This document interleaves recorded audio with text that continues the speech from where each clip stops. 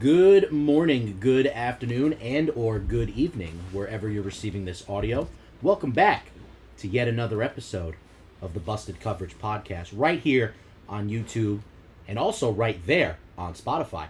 I'm your host, Nicholas Persampieri, joined always and forever by my partners in crime, Cam Baywood, Cam Griffin, and Matt Baywood. Wow. You know what's crazy is I looked at Cam and then I said Baywood because I knew he was there. Let me start over. I'm sorry. Joined always and forever by my partners in crime, Cam Griffin. Yes. And Matt Baywood. Everyone gets a chance to fix their mistakes. All right? That's my one. Sorry, folks at home. It's been, 23 of them that have been done perfectly? I'm sorry. I'm human, okay? I apologize. But anyway, we just want to thank you guys for tuning in, even when I make mistakes. You're always there for me. I appreciate the love, guys. Make sure you hit the like button, subscribe, follow the channel on both YouTube and Spotify, and leave comments, too. Let us know what you guys want to hear, what you guys want us to talk about. We'd love to get your takes and, have a nice little banter every once in a while, huh? We'll even shout you out on the show, too. Yes. So there's something in it for you, too. And it's free. It's free to subscribe. It's free to follow. So don't worry about it. We're never going to charge you nothing. With that said, Mr. Cam Griffin. Yes. Not to be mistaken with Cam Baywood. No one knows who that fucking guy is. I don't even know if that's a person. It might be somewhere. Maybe. Well, Matt is expecting a son. Oh, yes. Name will not be this Cameron, could be though. foreshadowing. They didn't need to know that. You could have just agreed with... No. His name's actually going to be Nick. No, I'm just kidding. No. Spoiler alert. I was kidding. Cam is our moderator for this week. Yes. So he's going to be going over the topics of discussion. Yes. Everything that your good ears are going to be listening to. With that said, Cam Griffin, take it away, my man. What you got for us today? Thank you. I'm just emphasizing my last name, I guess. So, Griffin. We'll start there. We got a few topics this week. We're gonna hit some more opinionated questions. We're gonna touch on some all sports. Every question is basically related to all sports. So we're gonna start with a bunch of our iconic players getting ready to retire. What sport do we feel is best prepared to let them go and continue maybe success? Which sport's going to fall off? If we feel one will, we'll get into that debate a little bit. We got the World Cup and the Olympics coming up in the U.S. in a few years. Should countries boycott based on world political events? If they do, who really gets hit by that? Is it the country? Is it really even an economic hit? We'll talk about that in length discussions. Should teams relocate if they've been trash in their location for years? We'll touch on that also. And then MLB, NHL, NFL. What is the next evolution of whichever sport you guys decide to talk about? Would be the next step in that sport? Hockey, maybe a bigger facility. Football, longer field. NBA, 4-point play. I don't know. We'll talk. We'll see what you guys think. What is the next evolution of that sport? As always, rapid fire questions, trivia questions. The famous, sponsored by Pepsi. Just kidding. Nick's Rants. It'd be great if it was. It would be, because I have no Pepsi in the house right now. And we would say Baywood's Bets, but we were still on hiatus, I think, for another week, right? We are on hiatus until... Labor Day. Our first visual episode. We'll say Labor Day. We'll give Matt some time. Okay. We'll give Labor Day. And I don't really have a jam of the week because I'm going to be honest, I did not watch sports this week. I was sleeping and I was lazy. So there is no jam of the week just this week. Sorry, guys. I have a life outside too, and I needed sleep. So, having said that, let's get started. Are you ready? Sir, we're ready. Let's go. Is that an iPad? It is an iPad. I had it last week. You didn't say anything. Well, I sat on the other side, so the couch only has so many seats. On that note, we are going to start with Mr. iPad over here, Matt. Yay. Matt, we have a lot of players right now getting ready to retire. They have more years behind them than they do in front of them. Yep. From several different sports. Which sport do you think is prepared to lose some of its iconic players?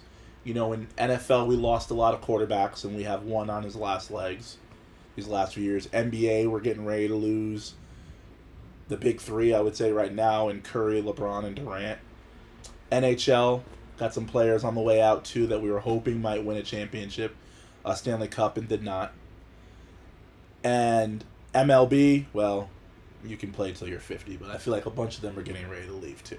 Again, more years behind you than you have in front of you. What sport do you think is set up the best going forward?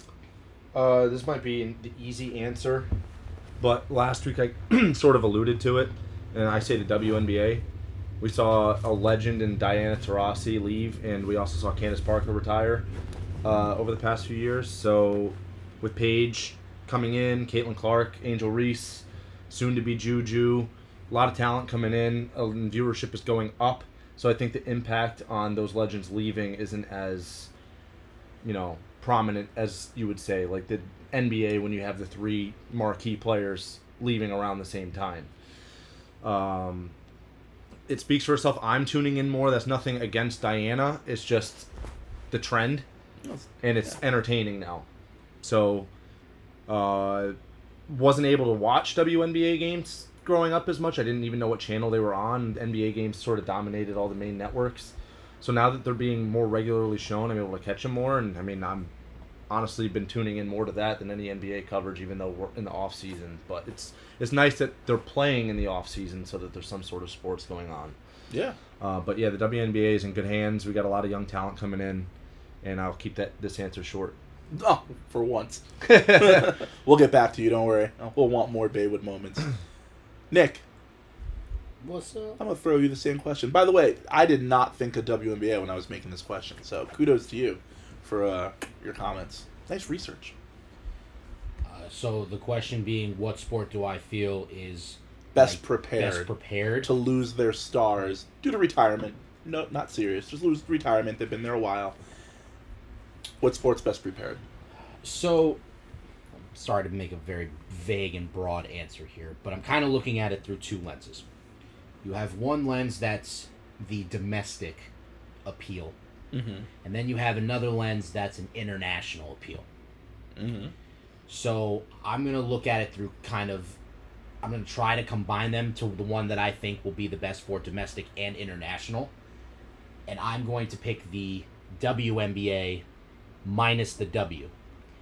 I'm going to pick the NBA. Oh. And the reason I'm picking the NBA... I was confused.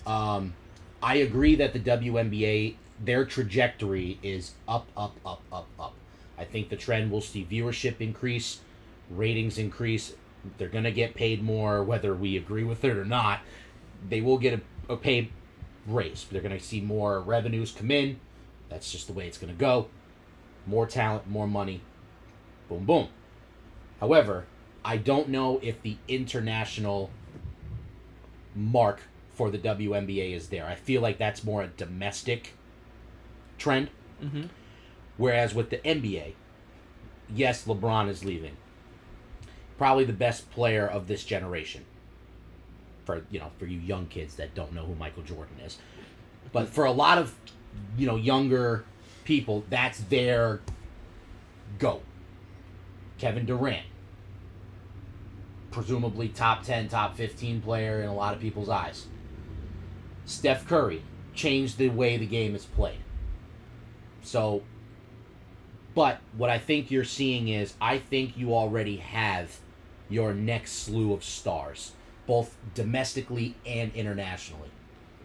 Because we look at Jason Tatum, Jalen Brunson, we look at Devin Booker, we look at Luka, Shea, we got Jokic. If you want to use Josh Giddey from Down Under, but he has a presence in the clubs. Hey, he's a big name in Australia. Like, there's already a slew of Lillard is another good example.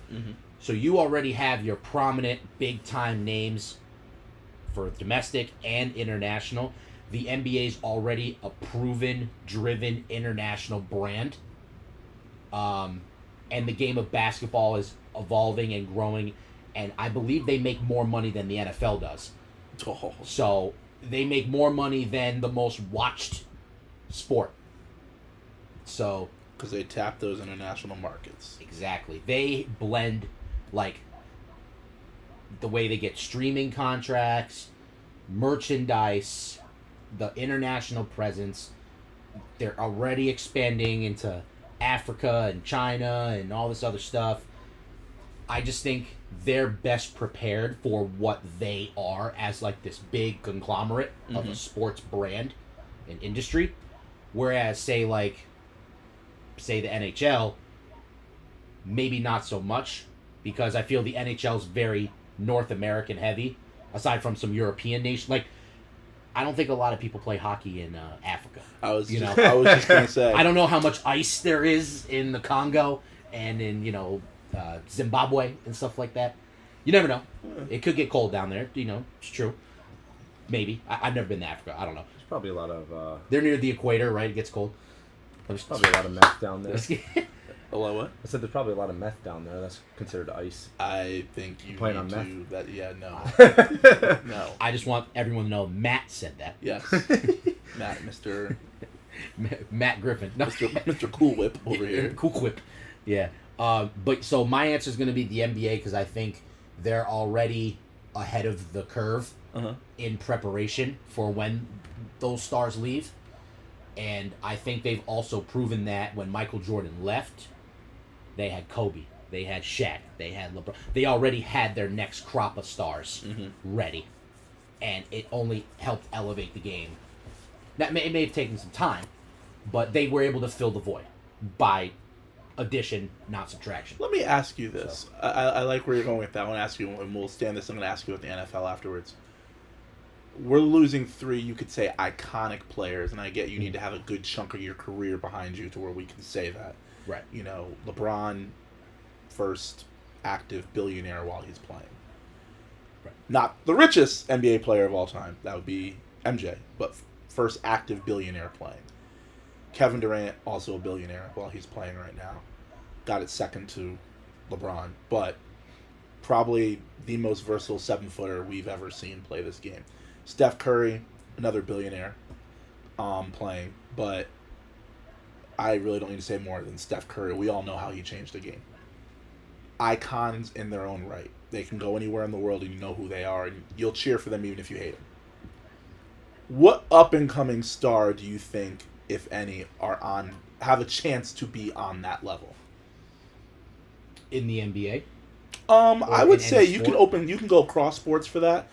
I would say the equivalent to me would be who would be the next Messi in the or Ronaldo, in the sense that you don't need to know the sport to know who they are, and they step out of the plane and it's flocks of people getting to play. Now we have stars that do that, and I'll throw one out there right now because you can watch it. You can watch Luka land in Egypt and you're not going to get that. But we watch Messi land in Miami, where soccer is not that. He's a legend worldwide. He's a legend worldwide. Yep. Luka's great, don't get me wrong, but he's not Messi. What do you call a pig that doesn't pass the ball besides Luka? Our flag football quarterback? No, a ball hog. I like my answer better. Soundboard Poppy strikes again. But, oh shit, that's right. We got teams on here. Sorry guys, reality, our quarterback didn't pass. But I'll make sure to send him a link to this. That was said by Cam Baywood. But yeah, so who do you think has the chance to be at that next level? So I mean, in any sport, the first name to me that comes to mind is Shohei Ohtani. I think he's gonna be to me he's already a transcendent baseball player because he hits at an MVP level, pitches at a Cy Young level. Something like that has never been seen in modern baseball. To the extent, to the exposure that he has. Plus, he's an international draw. I think him, and I would have said Mohamed Salah, who's the striker for Liverpool. Yeah. But, hey, I don't know. We'll see what happens with Liverpool if they repeat, the Premier League next year. We'll see. I don't know. Arsenal just got a couple good players, too. I don't know. But to me, the first person to me that pops up immediately is Ohtani. Because I think he already he's in LA. He's huge market. Exactly. He's in probably the biggest market in American sports is probably LA and New York, right? I was going to say, I think that'd be an interesting question down the road. So, but he's in one of the 2 biggest markets. We'll say that, right? Mm-hmm. He's already arguably the best all-around player in baseball. I would argue he is the best all-around player in baseball when he's healthy. Mm-hmm. He's not pitching like a lot yet. Come next year, he might be the MVP and the Cy Young winner in the National League. He can play multiple positions, though, and right? he can play multiple positions. He can play outfield, first base, and pitcher. Which very hard to do. Yeah, and I'm sorry, when he gets to the Olympic stage, because I believe baseball is an Olympic sport, or is it a World Baseball Classic sport? It's a world. It's not yet. I think they are looking to add it to the Olympics, which got to add more sports. But wait for I it. think it is coming. Los Angeles, the Olympics. He plays in Los Angeles. He's the biggest baseball player in the world. We'll have to look into this because, to be honest, and I'm not saying it to contradict you, I think the Olympics for baseball starts after LA. Which is crazy. It should have been in LA. But that would be his GOAT moment, dude. I think. He's probably going to go down as the greatest baseball player that's ever lived. As a hitter, pitcher overall. Maybe not as in each position, but all around, it's going to be hard to not put him on the Mount Rushmore of baseball players when he's all said and done. And I think he will break the mold. Like a lot of people in like Japan or France, they may not know who Babe Ruth is. But I guarantee you they know who Ohtani is now. And he's barely in his prime. I would say older generation would know who Babe Ruth is. But yeah, I know Babe Ruth is. It's the Babe. Well, but we're here. The Babe. I would say in Japan, maybe only the older generation, would know. Right. Yeah. But he's got that star power written all over him. The moment he stepped foot in the majors, that's the one. And he's done nothing but prove it ever since. That's great. So, to me, it would be Shohei Ohtani from a core 4 sport standpoint. You can look at maybe like boxing and stuff. I mean, we have Canelo, but I think he's going to be on the way out soon because he's getting older. He's fighting Terrence Crawford. But do you think he'll get up to that iconic status that Ohtani gets up to? I think he's an icon in boxing. But yeah, I think internationally speaking, it would probably be Ohtani. And I guess Kylian Mbappe has basically been handpicked to be the next one. He's nasty. So you got Mbappe, yeah. Ohtani. Those it helps would be that my he two. showed out on national television on the biggest stage. Yeah. And did what everybody was going to say. And I think just like Ohtani, that's how you do it. Yeah. Matt, let me ask you, same question. I'm going to stay What on star do you think can get up to that level of icon? Jokic. Okay. Not only is he a star in the NBA, arguably the best player in the NBA, not necessarily has the best assets around him right now, but his media coverage is also hysterical. After he wins the title, he wants to get back and see his horses. Yeah. He doesn't want to go to the parade, even though he wanted to go to the parade. He was just being funny, if that's how funny is for him. But he's just like, his media coverage is hysterical. He's always in the MVP conversation. He already has an international presence because he started playing overseas. Mm-hmm. So I think, and even people that personally that I know from work that don't watch sports know Jokic. Yeah. And I think that that's sort of what you were alluding to with, like, you could talk to somebody that's never seen the sport of basketball before and be able to name a player. Other than, like, LeBron James, because he's the current version of that, which is what you're saying. Yeah. But that is sort of where I'm going. You go on all these documentary shows that ESPN, ABC, Disney now put out, CBS Sports, of these third world countries who don't have a TV. But they know who the superstars are in that sport they're currently playing, a la soccer or basketball. Or tennis, to that matter. I didn't put tennis on there. I would have put Nadal and Roger Federer up on that, and Djokovic, Novak Djokovic, I think is the player I was thinking of that will be up there with them by the time his career's said and done, because he's done nothing but win after those two have retired. Hey, listen, I learned a lot of players off of, like, baseball and football cards. Yeah. You get them, you're just like, oh, who the hell is this? It's a third string, practice squad player on a baseball card or football card. Cards are coming back, by the way. Hell yeah, they are. I wouldn't buy them, but cards are coming back. I mean, I still have a bunch of yeah, them. half those players are don't play. We'll say Yeah. that. But yeah, cards are coming back. Okay, so let's look at the other end of the question. Yeah. So those are the sports that are. What sport is not prepared, do you think, to lose some of their stars, and see if viewership doesn't drop? Is there a sport that you think needs to do a little better? Which one? Matt, we'll start you. I'm just gonna counter here. Funny enough, Nick's point about the WNBA or the NBA. NBA. Minus the no W. I think when LeBron specifically retires, I did put Steph Curry in here just because he's also big time box office.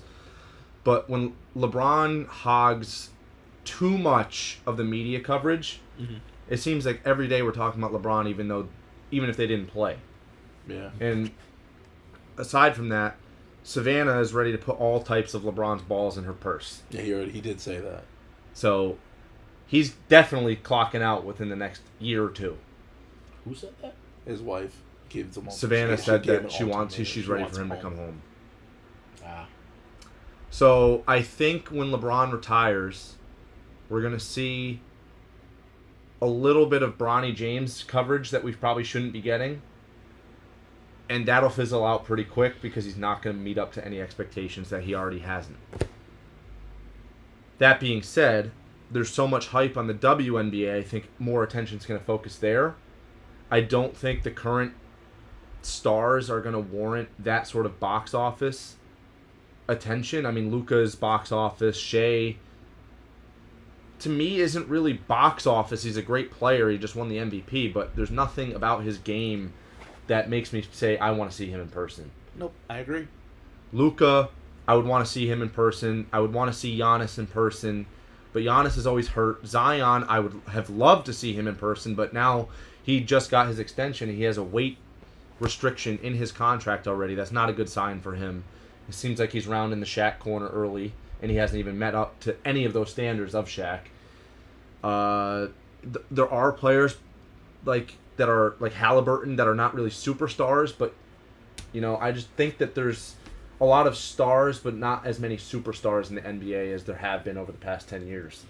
Yeah, So I think we're in an interesting scenario with the NBA. I think we're gonna have a dip. There'll be a natural dip when those three go, which is fine.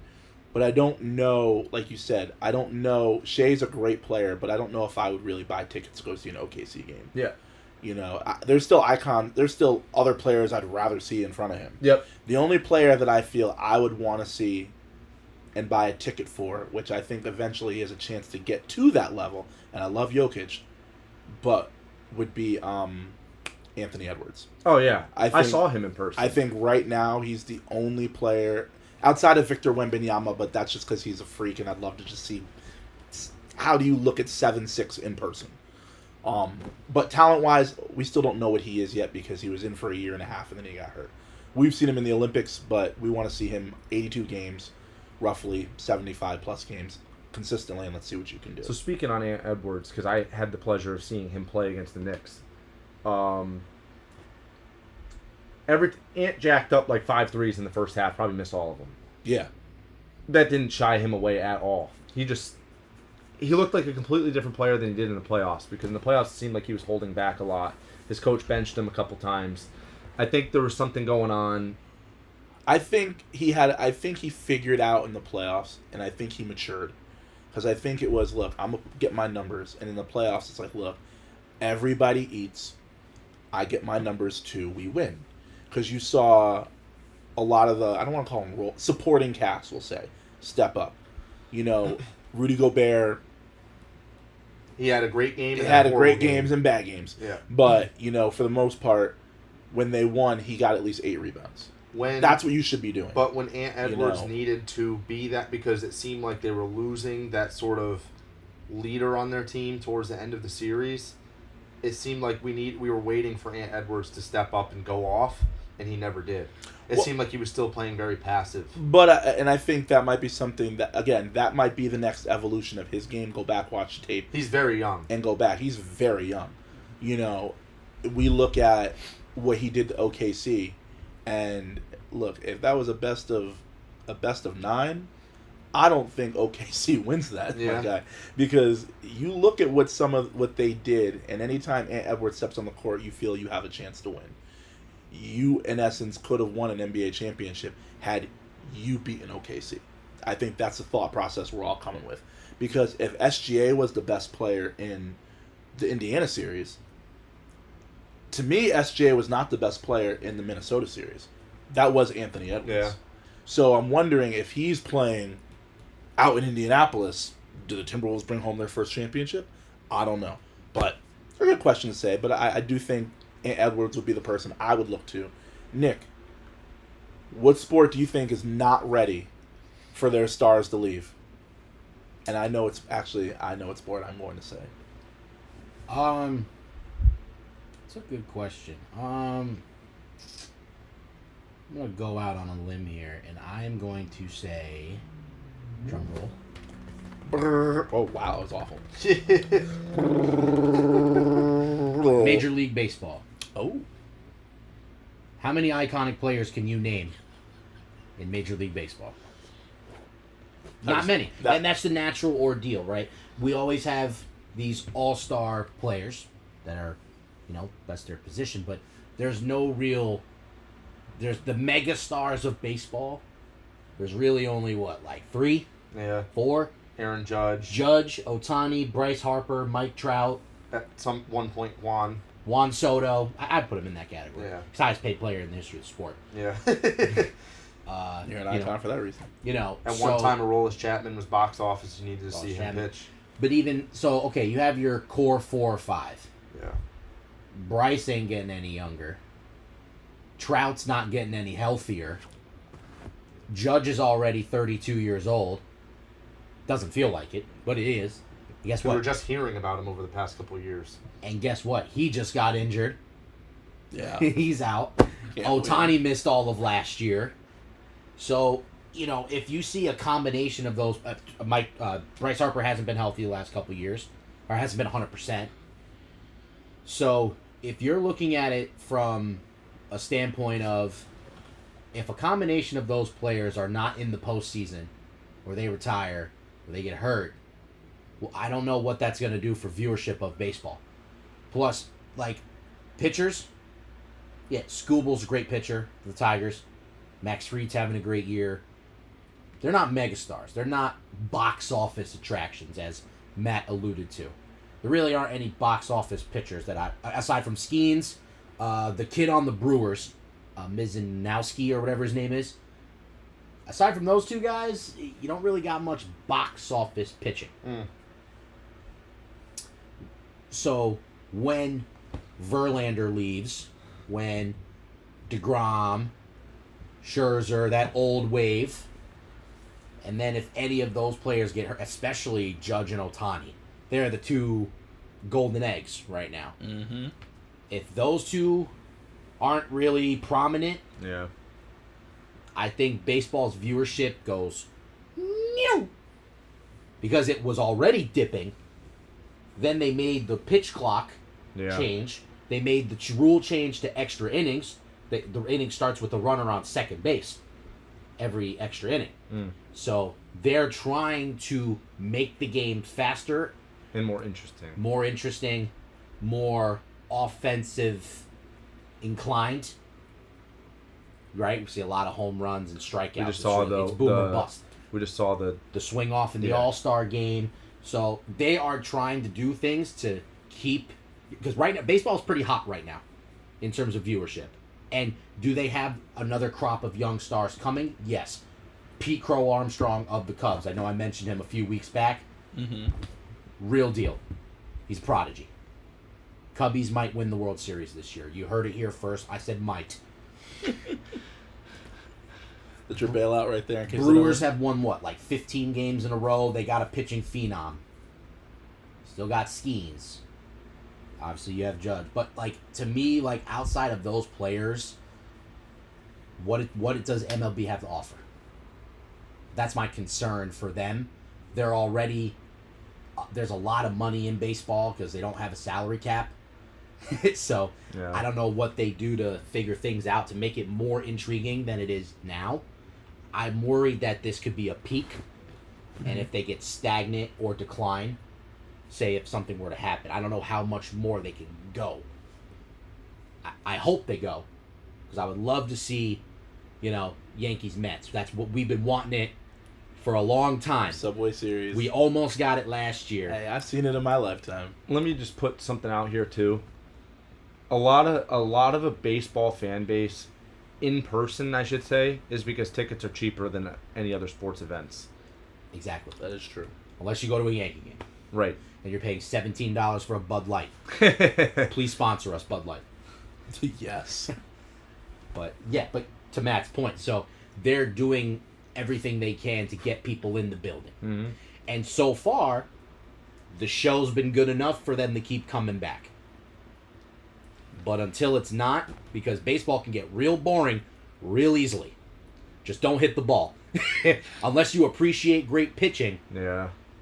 the casual fan will not tune in. And what bothers me about baseball too, to Nick's point, is that they've tried to speed the game up a little bit, but at the same point, we still have the ability, whether this is a strategy or not, to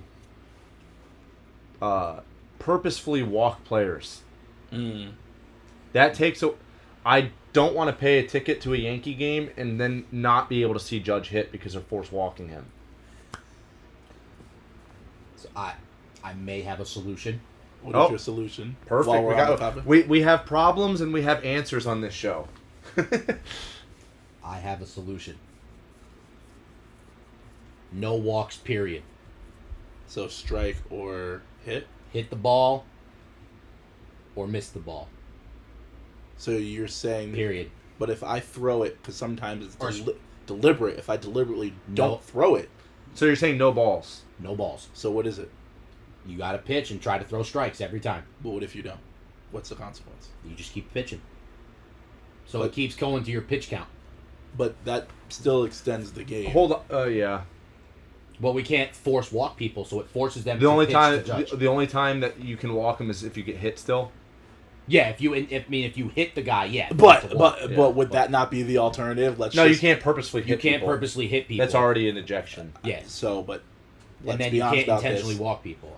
But there are times where their pitchers are pitching and it's not purpose, but you hit them. All right, then you change it to 3 balls. Get on with it. If you're going to walk the guy, walk him. I think you should eliminate balls and I never thought of that, but I like that a lot. I only have a problem. or you get 3 pitches per player. Yeah. No. Because you can still have called strikes. Yeah, but then if you don't have a called strike, what is it? Then it's a walk. If it's a 2-1 count. But if it's not over the plate, still strike? I don't know. I think I Or like the you idea of the balls being eliminated See, altogether. my- just eliminate my and problem Then you keep can still pitching. purposely walk somebody. My problem on is a when the 2-1 catcher count. steps up, steps over, and you just throw it to him. Like, if you're going to walk someone, just designate walk them. Say, look, don't waste our time. Just go to first. Or you should only get a set amount of designated walks per game. I would do that. That's a different solution. And not you can change the only game you can drastically. only walk the same person once per game. So if you walk purposefully. purposely, if you walk them once, you can't do it again. Well, then, And you, then you what have comes a the pitch point around. is then- What? You can make it look like you're pitching to him and just throw it outside every That's time. what I But was that's gonna what say. I'm saying when you said strike or nothing. I'm like, what if they just throw it outside? I'll just make him keep pitching. Yeah. Throw your arm out, kid. If you throw 3 wild balls in a row, just to like ice him or whatever, then the pitcher's got to go. We can see it. You know what? That'll be a good topic when you want to pick up on issue. You know what? Maybe I'll do it next time I go. We'll do issues in sports that we feel should be fixed. Because I've got a few that I feel we need to fix. Like the fucking hack-a-shack with the 2-minute rule. Don't like it, but I understand why we have it. Obviously, walks. I got my penalties in football too. penalties in football. Well, I'm glad you said football because the sport blood, no I feel is not ready is football. Ooh. Define I football. saw college football, What? college football or pro. NFL. College is never ready for one starts league. But I saw a list the other day, and this is why I was thinking about it. I think there are 3 quarterbacks right now. Sorry, we're not going to go Birds, but we're going to say Go Birds. 3 quarterbacks right now. And I got to take Repeat Joe season. Burrow out of this list because I do love Joe Burrow. But if you look at Lamar Jackson, Josh Allen, and can't think of his name. Chiefs. Patrick Mahomes. That loser. That's what I was saying. Those are 3 quarterbacks that we have our eye on. Joe Burrow, in that case, too, hasn't won the MVP yet, so I'm not putting him right there yet. But if you look at the list of quarterbacks that we have recently lost in this sport, this list is crazy. I'm just going to say some of the names, and you tell me if we're ready for this. We lost Tom Brady recently. Was ready for that. Drew Brees. Was ready for that. Peyton Manning. Brett Favre. Recently. It was a while ago, but over in our lifetime, he's not playing anymore. Aaron Rodgers will probably be out after this year. We've lost Phillip Rivers, Matt Ryan, Ben Roethlisberger, Eli Manning. It's just a list of quarterbacks from almost different franchises that we've lost. And some of those franchises haven't been the same since that person's lost. TV ratings, we've lost those rivalries. Unless it's a rivalry with Pat Mahomes, we're really not paying attention to it. Does it mean anything? Yes, we have a Steelers fan here. But do we care when you guys play the Browns? Yes, they play you hard, but does it mean anything for us? Not really. Ravens does. The Browns aren't good. Steelers Ravens do, but we have expectations for Lamar Jackson. So, to be honest, outside of a fan base on the national level, if he beats you guys, but fails to get to the Super Bowl, we don't care. Because we've set such high expectations for him. I don't think NFL was ready to lose all the quarterbacks we've lost and rely on the hopeful thought of quarterbacks getting better. And I think what hurt them was Mahomes' almost dynasty with the Chiefs in the AFC. We thought once Brady left the Patriots, we were never going to see that again. Have we? No. But have the Chiefs put a stamp on going to the NFL, I can't do names. Super Bowl every We talk year. about a new championship I every know. week. There's so many championship things every week. Have they put a stamp on it? Yeah. So is that kind of hurt in what everybody else is? Are you tired of Mahomes going to the finals? No. Are you tired of Mahomes going to the finals? It don't matter to me. He's going to get his ass busted by Go Birds every time. Hey, spoiler alert. Repeat season is soon to be in effect. Stop. Go ahead. We Sorry. knew that was coming. But the average person, will say, is probably tired of Mahomes going. You want to hear somebody new. I don't think the sport was ready to see that again. to be fair, the average person's tired of Brady going, too. But that's what I'm saying. I don't think they were ready to see that again.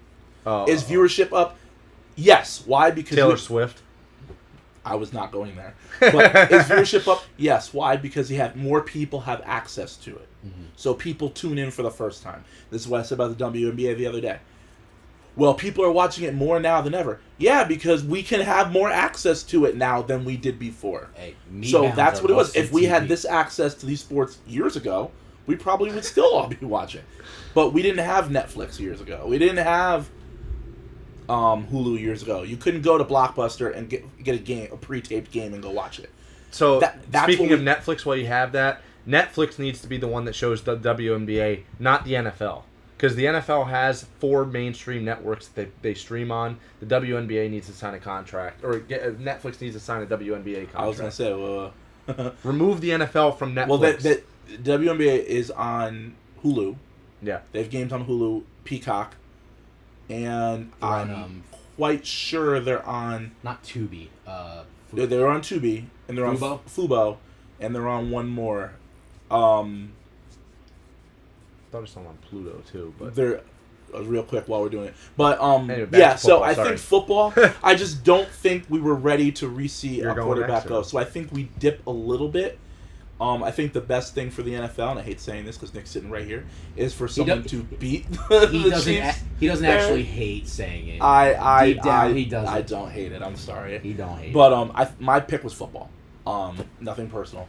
I just think I don't think the sport was ready for it, and I think had we not moved games into international markets, you might see a dip. A little more than we already do. Here's my retort to that. My retort is that you still have football rivalries. It might not necessarily be player versus player, but when you see the Bills versus the Chiefs, that's a must-see game. I know a lot of these involve the Chiefs, but if you see the Bills versus the Ravens, that's must-see because it's Lamar versus Josh. But if you see Josh or even Lamar versus Mahomes, those type of things. But I'm going to let you say something, but I have another example after. So what I'm saying is, and this is kind of where I'm going, we put 3 people. Yep. possibly 4. I said if we want to throw Joe Burrow in there. But outside of those 4, we used to be able to look at it and go, okay, we got Eli Peyton. We got Tom Brady Peyton. We somehow got Tom Brady versus Eli. Don't even know. But you throw Drew Brees in that mix. Mm-hmm. We then had games where Matt Ryan came out of nowhere, and we have history with him. Yep. We have Phillip Rivers constantly throughout his career trying to prove that he was and he was. Yep. Just timing and luck on life that's when you were alive in this era. But Phillip Rivers proving that he was trying to be that person. We had Tony Romo at Dallas trying to prove that I'm going to win this, even though we all knew the Dallas Cowboys were never winning. But still, we had Tony Romo trying to lead a nation of people. We can go back, and my generation too, pre-dogfighting, we had Michael Vick. Yep. I mean, the list of quarterbacks and rivalries that you had from franchises were great. Now, if we don't include one of the top 4, which are really 4, and the Eagles more of a team than per se just quarterback, I'm not sure we're really looking at it as a whole. Are you prepared for what we lost? All right. Now let me get to my second example. Yes. Because we got Jaden Daniels revitalizing the Washington Commanders. But don't forget, he just got here last year. I know that. I hear what you're saying. He's throwing dimes in training camp. He threw dimes last year. I know. But we're not expecting that to change. Would So they that lose, would they lose reinstates... the NFC Championship? Huh? You know what? Keep your Would they comments to lose yourself by right the now. NFC Championship? I don't even remember. It's exactly. Go fucking Birds. But what I'm saying is the new rivalry... It's reinstating the rivalry between Washington and the Eagles. It's also reinstating the rivalry between Dallas and the Eagles. Or, sorry, Dallas and the Commanders. I was about to say. There is a rivalry, but not really because the Birds have been dominating the Cowboys. But that's still must-see TV because you want to see. Then you got good games no matter who's playing. Somehow, it's like the Steelers-Ravens where it's never a blowout, is the Seahawks versus the 49ers is always must-see, in my opinion. You still got those football rivalries like that. Again, I'm not saying that we don't have it. I'm just saying that we used to say you could not be a fan and know you were going to tune in to see somebody. I personally, on a full slate of games, where some games are all at the same time, if you're telling me that I have to watch Seahawks, 49ers, nothing wrong with it, or I have to watch Jaden Daniels play whomever, I'm going to watch Jaden Daniels. So my point is, are there people? Yes. Do I care about that rivalry? If there's nothing else to watch because both those teams have not been living up to expectations, then I don't care. All right, let me throw it this way to you as well, because we're also changing more from a quarterback central thing. Yeah, like where we had Brady, you're tuning in to see Brady, Ben, these guys. Now you're tuning in to see Justin Jefferson. Now you're tuning in to see Jamar Chase. Yes, with Joe Burrow, but regardless, he has played several years without him. But we tune into good receivers when they have substantially decent quarterbacks and get the ball. Example, DJ Metcalf on the West Coast. Yeah. When we talked weeks ago, we said name your top 5 receivers. No one put him in their list. No disrespect to him. He's a good receiver. But who did you have throwing you the ball? It was Geno or Russ. It's Geno or Russ. We now have Aaron Rodgers throwing him the ball. Yep. And at the end of the season, if I said, hey guys, who are the top 5 receivers in the league this year? Obviously, you may say Chase. Obviously, you may say Justin Jefferson. You may throw a third and a fourth. But would it surprise you if DJ Metcalf was that 5th person? No. I mean, yes, it would. Yes, it would. Would it? Yes. I never thought he was top 5. Having a top 5 season, I didn't say he'd be the top 5th receiver. I said at the end of this year. Would it surprise you? Yes, it would. Would it surprise you? If he had a top 5 season, like well, statistically, volume-wise? No. Just like 4 receivers, and then he's number 5 for the season. Are you talking about yardage? I'm not saying touchdowns, or just all around. Overall. However it pans out, if you looked at him and said, look, I can't put him ahead of Jefferson, can't put him ahead of Chase, can't put him ahead of 2 other receivers, but you know what? I could put him at 5. I can't see that. But we don't know what's happening. That's why I was still would can't you be see that. surprised? Well, I'll say this. From a aesthetic... Actually, pause. This is going to sound kind of weird. I don't mean it like that. You know what? Then let's not from even go there. No. But I'm saying, from a... He's what? 6'4", 245 pounds. That's what I meant to say. From an aesthetic standpoint, he's the closest thing to Megatron that we've seen since Megatron. The combination of height and speed. Height and ability. Has he... I don't think the system in Seattle gave him a chance to be a complete wide receiver. I don't either. And I don't think Pittsburgh is either. I don't think Pittsburgh is either, but I think by default of who they have to throw to, we're going to see better numbers than we saw. Correct. But will I put him as a top 5 ranked statistical wide receiver by the time this season's over? Like, just looking at this coming season, I think he'll be one of the most targeted receivers. I think Garrett Wilson will lead the league in targets. But not catches. Well, I said targets. But to me, if I were to look top 5 projected statistically, and again, let me throw it out there and clarify. I know someone's going to say, you said you made top 5. No, I said, would it surprise you if at the end of the season, some people put him in some that people ranking? had him there because of the numbers he may put up? I wouldn't be surprised if some people put him in there Mm-hmm. because he was a big trade acquisition. He got big money. He's got a quarterback that likes to throw the football. Exactly. So, yes, I could see why people would say it. And I will push back on this I'm not point, gonna and say then we will change the subject, but I will give you a second to respond. Justin Jefferson is box office. Mm-hmm. Correct. But it's the same issue I kind of had with DJ Metcalf in Seattle. I gotta correct you, for the 10,000th time. It's DK. Whatever. You know who I'm talking about. It bothers me. I don't give a fuck. Every week He's we the say best. DJ. Right? You're one letter early. I'll just say one letter Metcalf. early. I am sorry, DK. I just, whatever. But if Hey, we he got a future in music. Yeah, I make a mistake every week, but we got a streak going on here, so we're good. The wrong kind of snap streak. The same thing with him in Seattle. We're not tuning in to watch a quarterback not get you the ball. Because it frustrates us as fans watching. You're frustrated, and we hate watching you go, oh my God, what the hell now? So, do I think your quarterback matters to an extent? Yeah. Do they have to be great? No. Look at Sam Darnold. He got Justin Jefferson the ball. And Justin Jefferson had a great year. And actually, Addison had a really good year, too. Well, that Vikings offense was... It was insane. great. And I honestly think it's going to be better with J.J. McCarthy. I know you guys don't feel that way, but I do. That was more Darnold wetting the bed. What? That was more Darnold wetting the bed in the playoffs. Yeah, but... They also went away from running the ball. Yeah, but that's my point. So I think you get a quarterback who can throw you the ball, and I think it's going to open your world up, and I think we'll be reminded how good DK Metcalf actually is. All right. Having said that, we're going to move on. Let's get it. Are you ready? Matthew? Yes. Matthew Griffin. How you No. like that? Yeah, no, it was funny. Never. It was not funny. That joke did not hit. We have the Olympics coming to the U.S. in 3 years. We'll have L.A. will be hosting. We have the World Cup, I think, coming next summer. Next summer. There's already talk about some countries boycotting. Should we boycott some of these events coming up? Matt. Yo. Let's start with Matt. We're going to start You with you. did start with me. I did. Well, we're starting with you again. Oh, God. I lied. Nick, we'll start with you. Matt's complaining too much.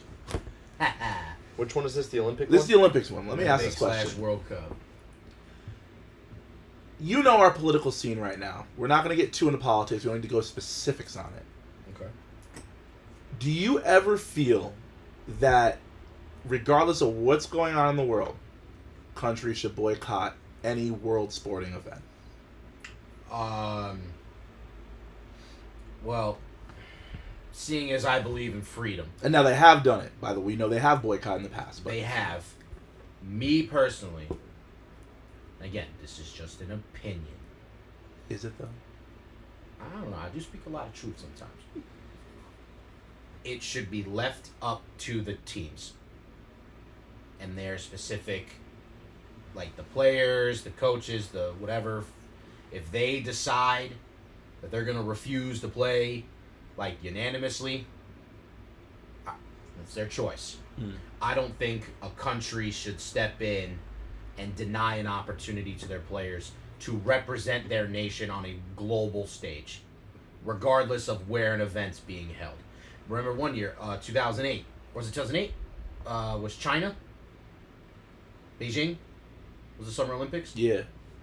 There was some, because they're, not a communist country, but, well, yeah, they're basically. They're a one-party system country, the United States going over there, everyone was like, oh, you're going to go to China, but they still went. And they got the opportunity because they wanted to go. Now, do we want to say because countries are at war, for example, Russia with the Winter Olympics, when they were doing stuff that they still are doing stuff with Ukraine, right? So, okay, if you don't want Russia there, then Ukraine shouldn't be there either because they're fighting a war. That's fair. Neither of them get to compete. If y'all really want to go there, that's fair. Is it fair? Sure. Why? Why does one side get to play and the other doesn't? But why can't both just go? Or that. Why can't they both play? Right? You can't have one side and not the other side when both can be wrong through a specific lens. So I'll give you another example. yeah. If Tajikistan and I think I said the Congo earlier in the show. I'm going to bring them back here. We get an encore. We get a double entendre of the Congo. If Congo and Tajikistan are beefing, right? And, the Congo says, fuck Tajikistan. We're going to bomb you. And then Tajikistan is like... Clearly never been to Congo. I have not been to the Congo. I heard it's very hot there. I don't think they. And as a They hang ginger, people in nets. I don't think they got. I don't think I would bode well. I think I'd stick out like a sore thumb if I was in the Congo. Because I would get death by sunburn and mosquito bites. I would be redder than the Crimson Tide logo. All right?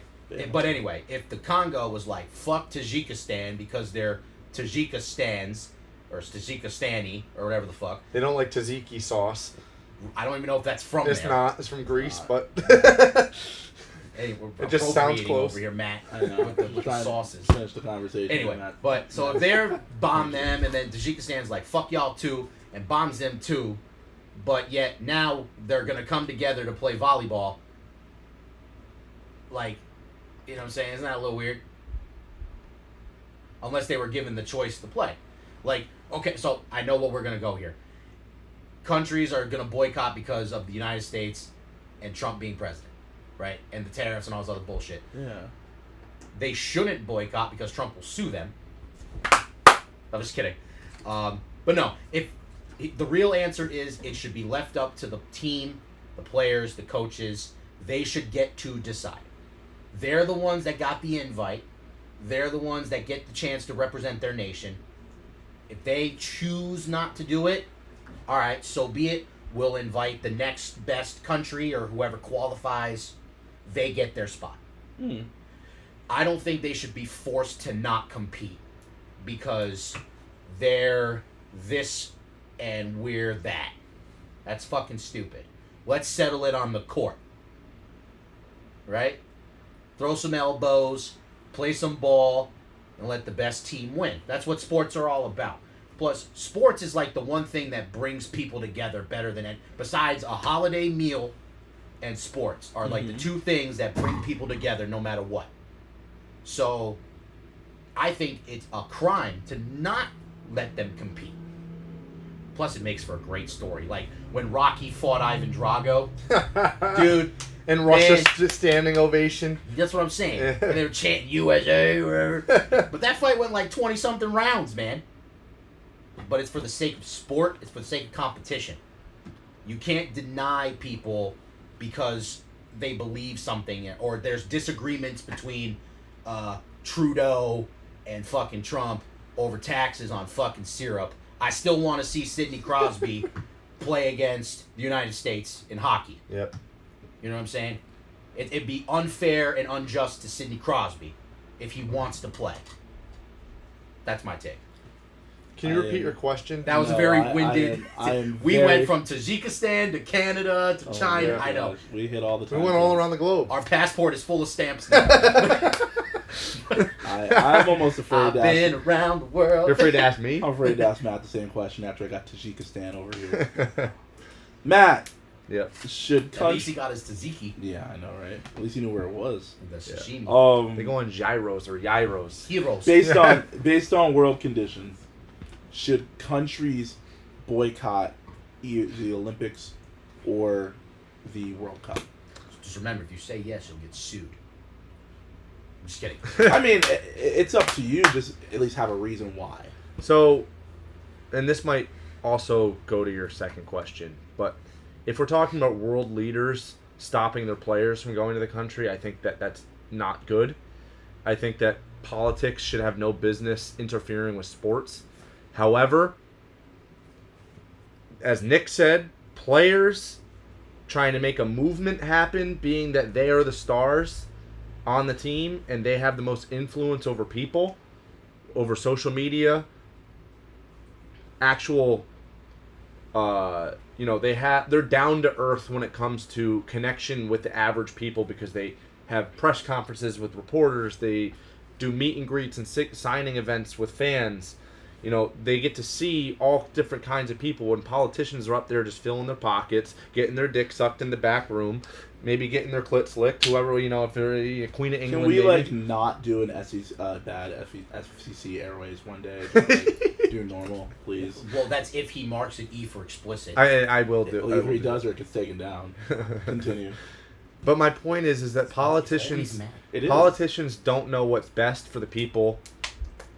Players are more in tune with what the masses are because they are, or they came from an average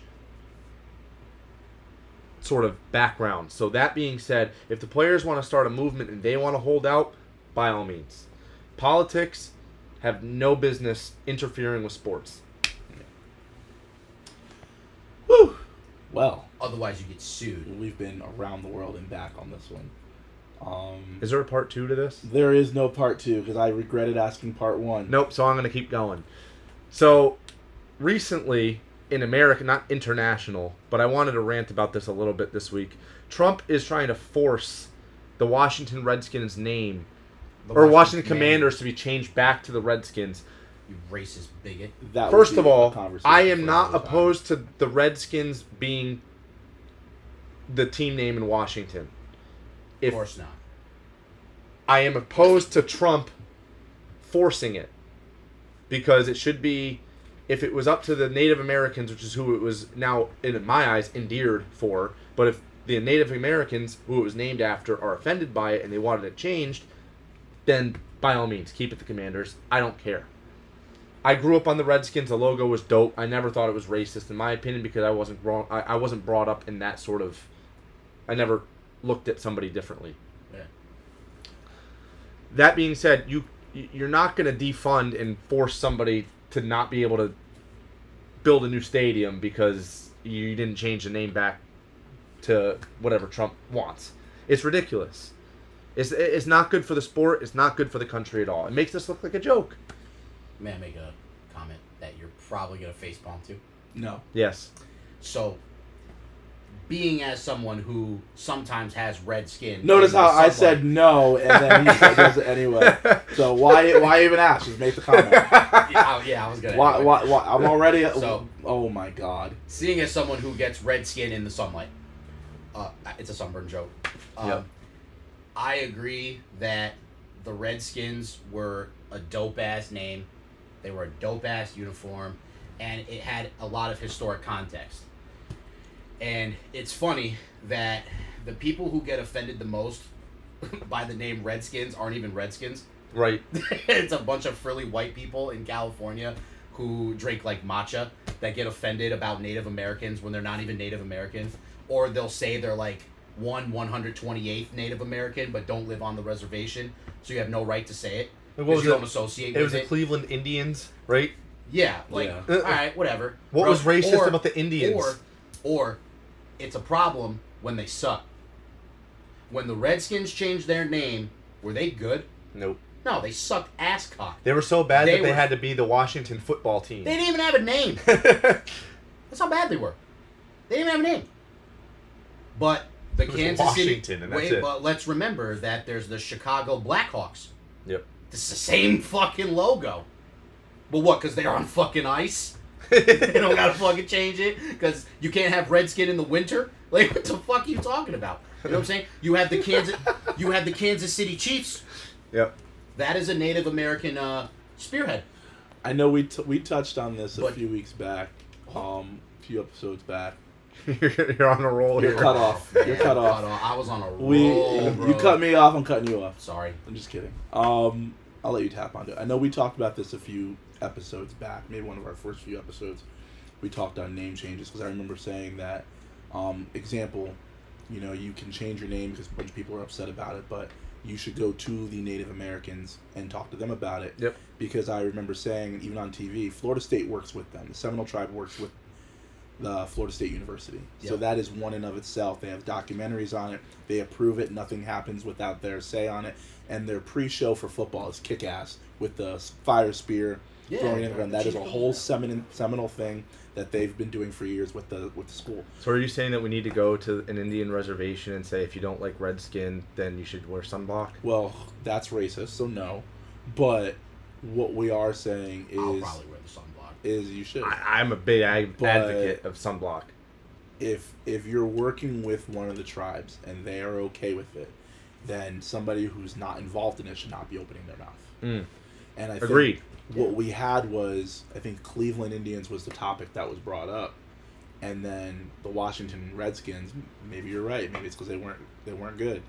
Were the ones who ended up changing their name, and that is how this domino of things has fallen. But you're right. We'll change it for one thing, but another sport, different logo, we're not changing. Same logo, we're not changing. Is it because a lot of, let's just say, those people in Western California, in California, don't watch hockey? Well, let's call a spade a spade. We can hate on California all we want, but at the end of the day, people in California aren't going to dictate what people do in Washington. We just say it because that's where we feel all the hippies live. Let's be honest. But I actually don't even think Washington would even agree to anything like that. But that was the question we had. I'm glad we tangented, because tangents are always great. Speaking of, I see what you did there with Tans. right? Speaking of teams that aren't good, our next question goes right on the topic of teams that aren't good. So you should have waited. We could have gone this topic again. I'm just kidding. But Nick, I'm gonna start with you on this one. We have a few teams in different sports that have been traditionally bad for a long time. Bad. And I know we always talk about expansion in the leagues.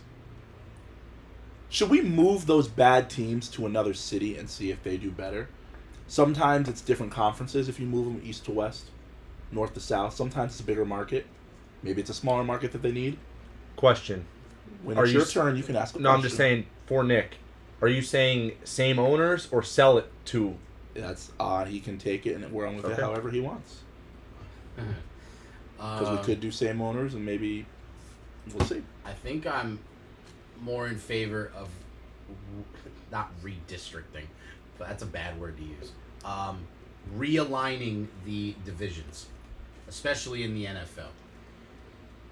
The Dallas Cowboys should not be playing in the NFC East. They're in fucking Texas. Should be with Houston. They should be in the South Division or whomever. You can swap them with Carolina.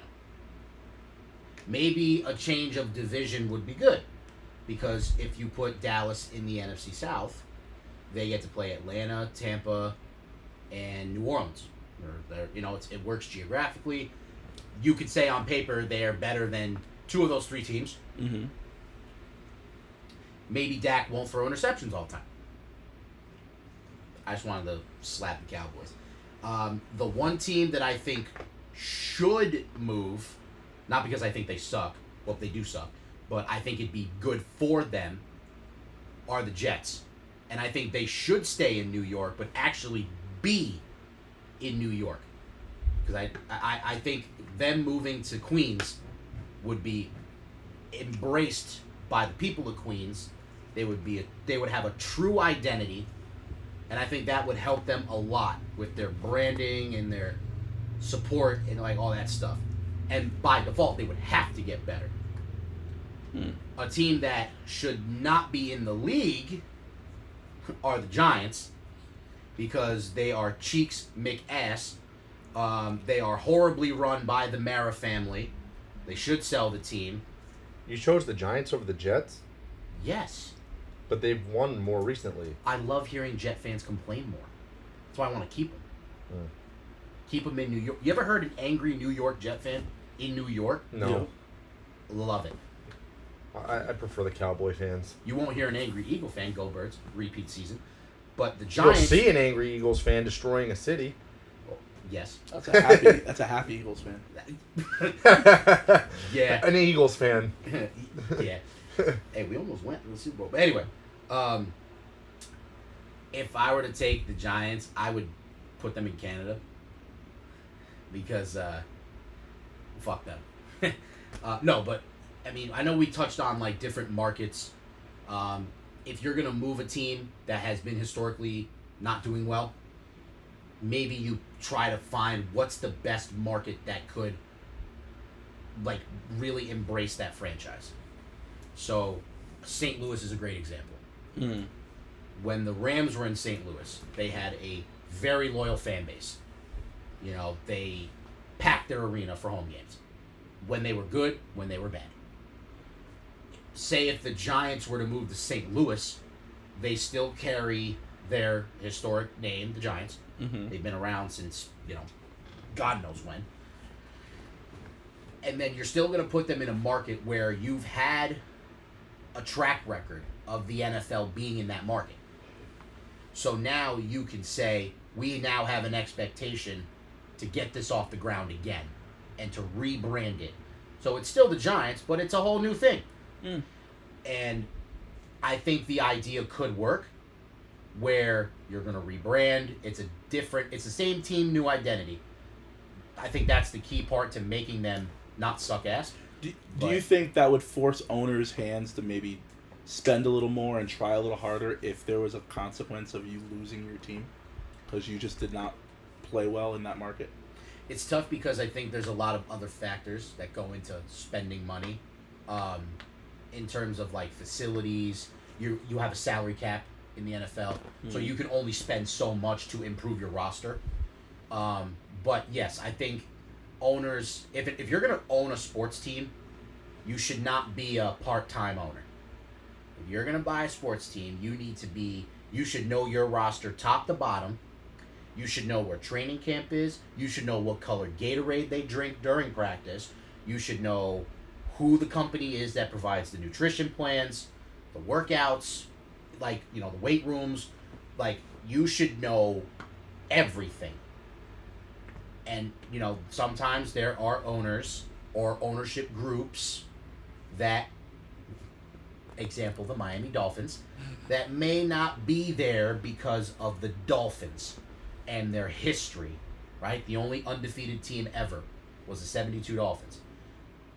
Sometimes they may be there because they're in Miami Gardens and it's, not that far from South Beach and, you got the OnlyFans chicks. They may be there for the wrong reasons instead of trying to build a football team. Mm-hmm. So I do agree. If ownership's going to be involved, they need to be involved all the way. Okay. Matt. A very winded answer, I'm sorry. That's up. That looking windy over here, so you're good. Matt, same question. If there's a team, and you can pick a sport or you can just go general, that is not producing, not succeeding, has not made the playoffs, and just not playing well the last few years, and I'm not saying 2 or 3 years, perennially not doing well, should they be relocated? If there was any team that I would think should be relocated, is Charlotte. Oh, Charlotte Hornets? Yeah. Seattle. Yeah. I think we briefly discussed this last time I was moderating. LaMelo as a supersonic? First of all, the Supersonics were iconic in my opinion. Mm-hmm. I mean, was Harden there too? No. Or was it just KD on that team? KD. So KD, so then the next year Russ and Harden came in, or over the next 2 years. Mm-hmm. So I don't know why they decided to relocate to an even smaller market area in Oklahoma City, but if any franchise that I could think of, because the NFL is pretty set for me, I think that's more of just a nostalgia and just knowing the sport and not having many relocations other than, St. Louis, which is actually heartbreaking to me, the St. Louis Rams moving to L.A. and San Diego, where it was like a perfect name other than the San Diego Chargers with the uniforms, just like the Washington Redskins with the uniforms. It's just, that was iconic to me. That was the normal. The Charlotte Hornets, relatively new team, comparatively to some of the storied franchises of the NBA. Michael Jordan, is he still majority owner? No. I don't believe so. No, Okay. he sold it. So he sold the majority ownership. However, they had drafted, I believe, Kobe Bryant and traded him on day one. Yes. The old Charlotte Hornets. Yes. Yes. Did they get Shea too? No, No, he Shea was was a the Clipper. Clipper. Oh, right. Okay. So let's just say they've had a lot of early round picks, and they haven't been able to capitalize like certain teams. And they also have the same amount of funding, and nobody wants to go there in the offseason. That might not be because, like, LaMelo is box office, but nobody wants to go give him help. And they have plenty of money to do it. They're repeatedly either playing or worse. I don't even think they've been playing. I think the closest they were was last year. Yeah. But they need to go be the new Supersonics. Mm-hmm. Point blank. Their stadium. They might have the cheapest tickets in the NBA. Wizards. Wizards do. Wizards too. Well, Washington's just on Front Street today. Only because LaMelo will drive the ticket price up. Okay, Wizards but don't still, have they're to very pay. cheap comparatively. They're cheap tickets. And there's not really many players on that team other than like Mark Williams, which is only known to me because of the LA trade. Failed trade. Yeah. So He's not even a Hornet anymore. no, he isn't. He's a Laker, right? No, He's I thought he went to Boston, didn't he? No, didn't he? Was it Phoenix? I think he went to Phoenix. The Phoenix. either yeah. Phoenix or Pacers. He went to Phoenix. Okay. I think. Either way, like maybe two people I can name on that team. Facts. Just move them. Charlotte is not obviously a good place for basketball. It's barely a good football city. And move on. Recover that franchise. Yeah, I think Charlotte desperately wants to be a good team. You know, they haven't had a competitive. I don't want to say competitive. They've had some competitive, but like serious football team since Cam Newton was there. You know, they haven't had a legitimate. I mean, I know Kemba Walker took them to the playoffs, but they really haven't had a really good NBA run since Baron Davis was there. Their college football program is better than any of their professional teams. Their college. They're more a college sports. Yeah. Yeah, and you know, I will say their summer league team did win. Kudos to them. I think they have a lot of good building blocks, but again, you're 2 or 3 years away. And this is why we don't see professional teams in Alabama. I would. In terms of like football, they're a college football dominated area. If you took the teams and you said if we were sports based in the sense of all 50 states had a sport and that was your professional team after college, Alabama would have a team. But because that's not the case, and every player that goes to the University of Alabama does not play on the same team at the next level, it's not a football state town. And I think they're happy with what they have. Charlotte, to me, I would love to see them relocate to Seattle. We tried year after year. You lost your team to New Orleans. You came back. It didn't work. I don't feel it worked. Did you get a superstar? Yes. Do people go to the games when they're big games? Yes. But are they going to see your team or are they going to see the superstars coming in? You know, and I think that to me, do I think teams should be relocated? No. In this case, I think it wouldn't hurt you. And I don't think Memphis should be in the West. Memphis should be in the East like it was years ago. So I think you swap those two, you do a little triangle shift. That's my guess.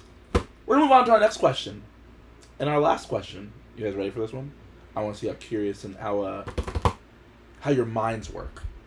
God, what was the last Matt, we're going to start with you. Oh God, I don't even know what it is. Good, then this will be great. Well, I'll listen to you freak out when you don't know the answer. Okay. Nah, it's fine. Freak You'll know. out.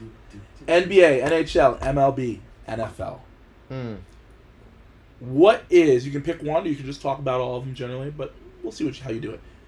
What is the next evolution or phase in one of the big four sports? What is the next add-on to move on with the times? Okay. Or is Probably there... unpopular opinion here, but a 4-point line in the NBA. I think with shooters generously backing up to shoot the ball, just stepping over half court and launching it. I mean, if you just watch the NBA All-Star game, they're shooting it from behind the half court arc and it's just draining through. The range of shot and skill in the same breath is unbelievable. And if players can just religiously sink threes like this, you're going to see them back up because there's like, oh, you're going to guard the three-point line? Well, guess what? I'll step back. We saw Dame Lillard shoot over Paul George in the playoffs, walk off. Amazing. We've seen LeBron step over half court. Pingus goes over the half court line and shoots right there. Luka does. I said Dame already. LaMelo does it. Trae Young is too short. Still does it. Steph. Jordan Poole did it. Steph Curry does it. There's probably people I'm missing, unfortunately, but I think adding a 4-point line would be interesting to the sport of basketball, being that it is a less physical NBA than it was. It's different when you're driving the basketball in. You're seeing physicality. You're seeing blocks consistently. You're seeing people get roughed up, fouled, put to the free throw line in a aggressive manner rather than just like either being kicked in the nuts or, something egregious. It's just like a basketball play, foul. It's a very technical game now. Very,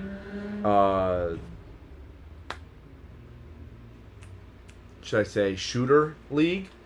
It used to be... Offensively driven league. Yeah. It used to be won by twos in defense, and now it's won by a lot of teams like Boston, the three. So if you had a 4-point shot in, I don't know how you adjust to that, but it would be interesting to see, at least in a G League or a we see off-season type, like if you did like an off-season NBA league and you just incorporated it, or put it in the All-Star game to see how it works. I think it's in the Big Three. Is it? They just have little The logo circles okay. on the court, And and I they're think- worth 4 I thought the that's even better. I thought then. the WNBA did it for the their All-Star game. Yeah, it was interesting. Yeah, I will say basically. that it was interesting, but again, Would you like the idea of having it in spots, or would you rather have a full line, like back it the hell up? well, to be honest with you, I think the next evolution of the NBA is turning the clock back and letting people play defense again. Bring hand checking back to the WNBA, the NBA, because I feel that gets rid of a lot of those deep ball threes. If you're allowed to touch that person when they cross half court, they don't jack up that three because they don't get the opportunity to do it. We don't see 43s taken in a freaking game with teams making 8. Yep. Because those shots aren't going to be there. I think it's time. We have the athletes. They have the skill. Adjust the defensive rules. Not all the way back. I don't want you getting clotheslined when you come into the paint. But adjust the rules back, at least on the perimeter. And I think sometimes a step backwards will help us go forwards. And I think it was great. Look, we got to see Steph Curry jack up these threes for years. But if there's anything that I think killed the league, and I'm not saying this specific team per se, was we watched Boston do it. Put up 40-plus threes a game, and you guys aren't all Steph Curry. And you kind of, I don't want to say ruined because it's not all them, but that mindset to me has kind of taken a step back. So to me, the next evolution of basketball is going not back to the 80s or early 90s, but back to the mid-90s, early 2000s when you could hand check. And I think that'll level some things out. Nick, which sport are you picking, and what is the next evolution of that sport? So, I actually thought about this one. I hope so. And no, this is not going to be a dumb one. Okay. Promise. I actually thought about this one. I'm going to pick hockey. Okay. Ooh, what do you think the next I'm evolution is? interested. I am too. And I actually thought about this one. So there's no ha-has here. You're not going to counter my points. No, I'm just kidding. So, I have 2 proposals for hockey. All right. For listening. Number 1.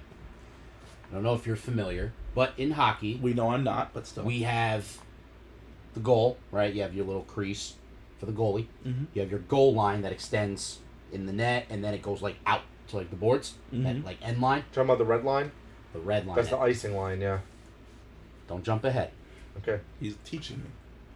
Then there's also 2 like slightly diagonal So you have like a left, center, right space because the goalie can go into the back center one, and you can't hit the goalie if he's in there. Okay. Right? So here's what I propose. I propose eliminating icing.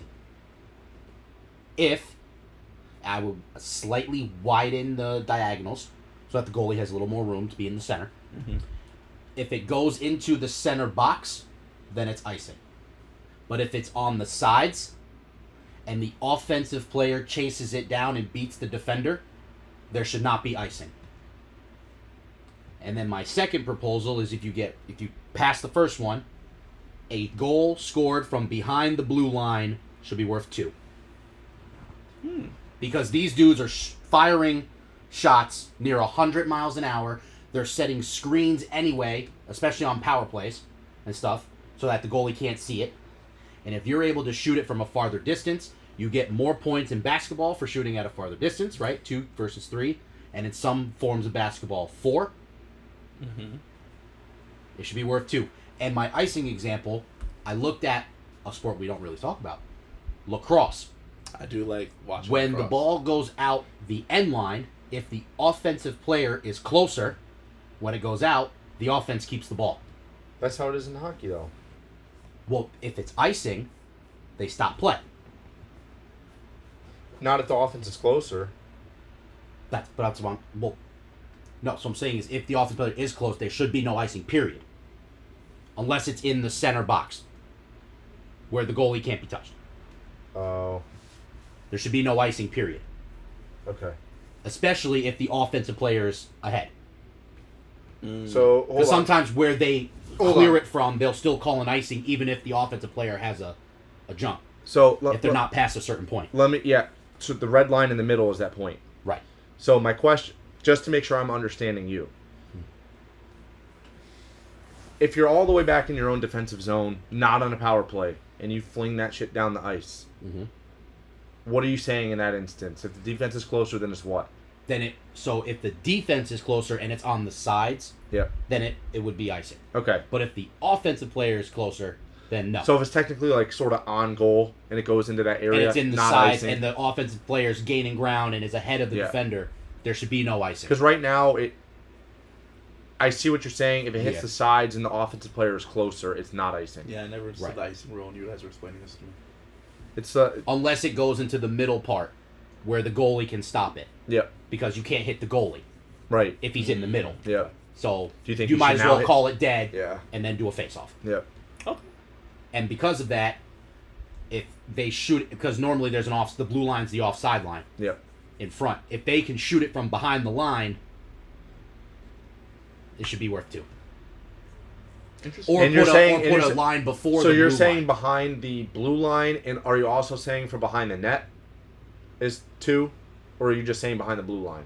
So I think maybe instead of the blue line, because that's the offside line, Yep. if they maybe move the blue line back and put maybe another line where they can shoot, so like in between 2 lines, if they're behind this first line, it should be worth 2. Well, now I have a question for you. In an empty net situation, does that turn into still 2 from back there? Because we see players score from their own defensive area in that instance. That's a good point. Maybe if it's an empty So net, I'm that all would, the way far back. that would offset it. It'd be 1. It'd be 1. Okay. But then that kind of ruined the point of having the line there anyway. Well, then it'd be worth Unless 2. it's just the off chance that somebody starts ripping a shot back there if they're down a couple goals. Yeah. I mean, if you make it from back there, nonetheless. So, also question. Let's say, because this is kind of a cool scenario with your point. They move that line back, right? The offside line back. Mm-hmm. You send all your players offsides. Set a screen in front of the goalie. You don't hit it, and then you just rip a shot from back there. Would that be a new strategy in that aspect? Because obviously a goalie is quick enough to pretty much see a shot coming even 100 miles an hour at him like that. If a catcher can do it, a goalie can.